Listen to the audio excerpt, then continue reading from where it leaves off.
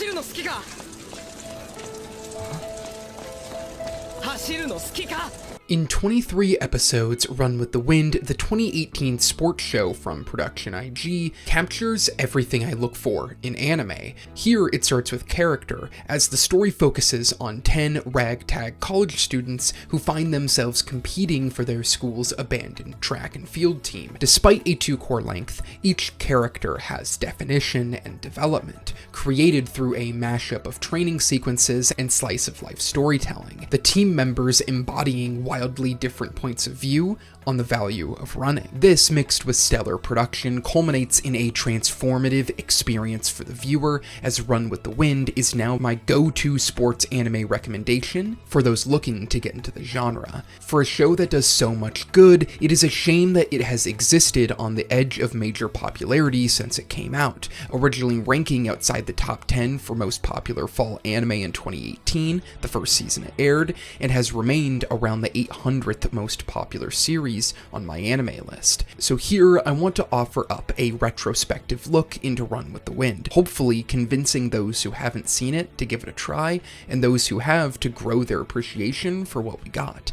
Because Run with the Wind is more than a well-executed and accessible sports anime, but a series that has so many layered ideas and themes that it will surely change your outlook on life. Welcome to Annie Essays. Here we overanalyze anime and manga, with each video on the channel created under the belief that anime, same as film and literature, is worthy of in-depth criticism.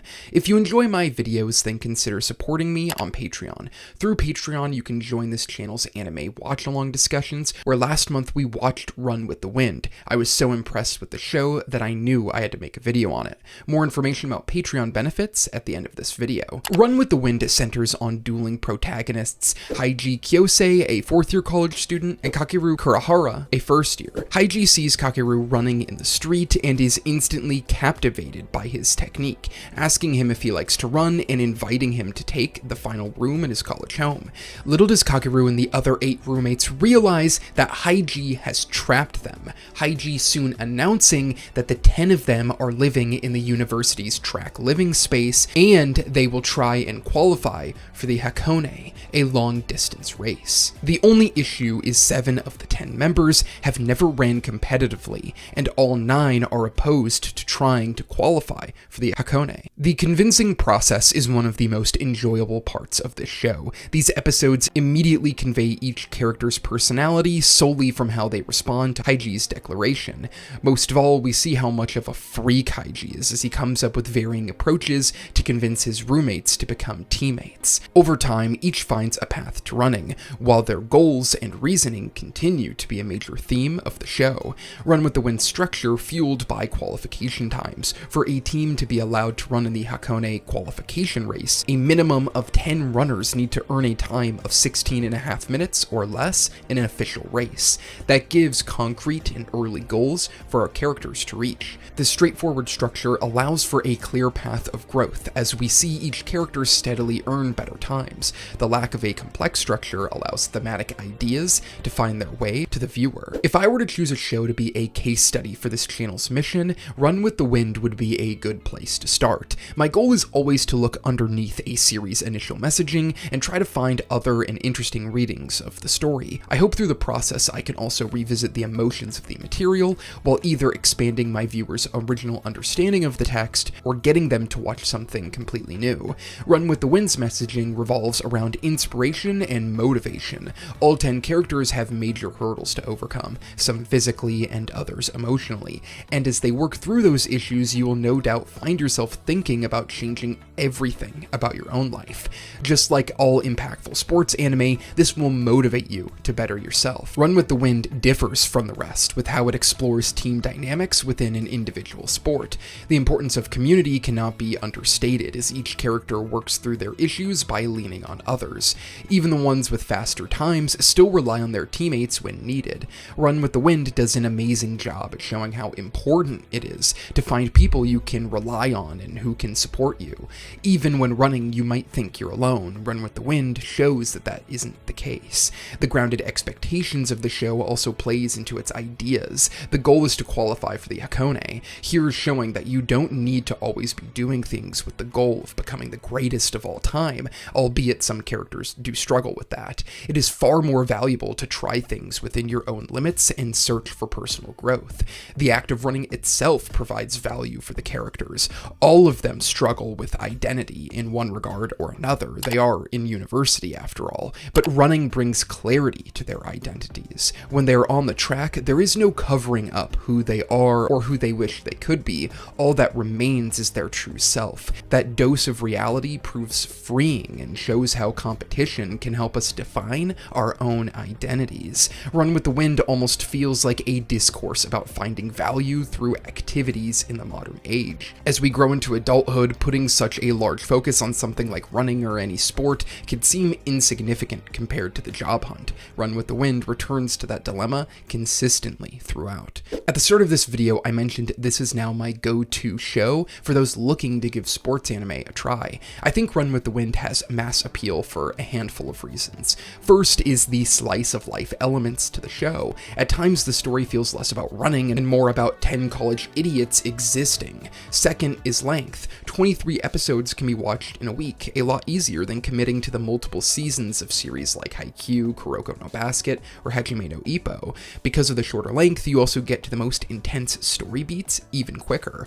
The third is how it solves the silly but ever so common criticism of internal monologues during gameplay. At first, it can be off-putting when you spend a large amount of time in a player's head as they are in the middle of spiking a volleyball. In Run with the Wind, all internal monologues are easy to get behind for the unaccustomed. I mean, what else are runners supposed to do? On top of those reasons, Production IG knocks it out of the park with their animation and directing. In particular, I love the way the races are handled. Each runner is animated with a grace and fluidity that conveys a real joy and serenity during these races. Not to mention, the editing and setup of each race can flip what you might have thought to be a light episode into one with emotional impact. Of course, the races are the lifeblood of Run with the Wind, as each runner needs to earn a specific time in order to qualify for the qualification race. The races are the perfect vessel for different storytelling techniques. Sometimes it's through backstory, and others keeping you in the moment and focused on a handful of characters all trying to surpass one another. This brings us back to the dilemma of why one should race in the first place. While there's no simple answer to this question, for my purposes, I think it comes down to an internal want for improvement and the importance of finding community. Running is not easy, and for most, it isn't particularly fun. So what purpose does it have for the runners who are never going to win the race? For all the characters in the show, it varies from finding peace while you run, to getting into shape, to having a good thing to put on a resume. Each character's reasoning for running is vastly different, yet they find community within it. The ability to directly track progress in running provides value for college students who don't have a clear path forward. All of the characters have a type of shadow for their future. When it feels like your life has no clear direction, it is essential to have grounding activities to fall back on, especially when those activities bring you closer to people going through similar struggles to you. We often think of ourselves as isolated from the rest. We put so much pressure on how we act and give little thought to others. Even in a sport that is all about the individual, team dynamics are essential. Every time a character struggles to keep running, they always have a teammate to help them get their feet back on the ground. While I've touched on character throughout this video, the way the cast of 10 are balanced is really impressive and worthy of more discussion. With so many teammates and such little time, it is no easy task to make each character feel unique and get development. It starts with the interesting reasons for each character to start running, but as training begins, each works through their own personal issues. Later, that development pays off beautifully through the last handful of races and off-the-track challenges. To really break down what I mean, it'll take some spoilers, so I want to go over one of my favorite characters, Prince. skip to the time on screen to avoid spoilers. Prince is by far the least athletic of all 10 runners in the show. He is a manga-obsessed otaku whose room only fits his stacks of manga volumes. When the running begins, Prince is left in the dust, as he barely moves at a walking pace, running with no form and looks like a ghost stumbling alone. But he does finish every practice they have. Prince desperately didn't want to race, but was forced into it because he couldn't afford to move all of the manga volumes out of his room while potentially relocating to a different home. So he continues to run and finish in last place. At their first official race, when a 16.5-minute time is needed, Prince comes in at 30 minutes, barely being allowed to finish the race at all, but he does finish it. Prince is a runner who is never going to win a race and will always finish near the bottom, even with an immense amount of training. Yet he still makes it a point to finish the races. For Prince, it doesn't matter that he will come in last, but for him, completing the task and pushing himself is enough. At the midway point of Run in the Wind's story, Prince solidifies the team's commitment for qualifying for the Hakone. His times are so low that it seems he'll never get fast enough to earn an official time. Kakeru challenges him on this, asking him to quit the team if his times don't improve. Up until this point, Prince ran, but didn't try to improve his technique. After Kakeru challenges him and shows his own commitment to qualifying, he and Prince develop an amazing relationship. Kakeru invests himself in reading manga to find a personal connection with Prince, and because of that, he's able to find ways of unlocking a better technique for Prince. The result of Prince's stronger and smarter work ethic is a qualifying time. Prince still may be the slowest of 10, but his pace has reached a level where you have to consider him a legit athlete. In fact, near the end of the story, Prince considers himself an athlete. Prince's story is one of a total underdog, as he transforms himself from a person who can barely finish a race walking to earning a qualification time. Prince shows how our identities are malleable. Before Haiji made the claim they would run in the Hakone, Prince never had any interest in running or doing anything physical. Less than a year later, he runs leadoff in one of the most difficult collegiate long-distance races in Japan, and doesn't finish with a bad time at all.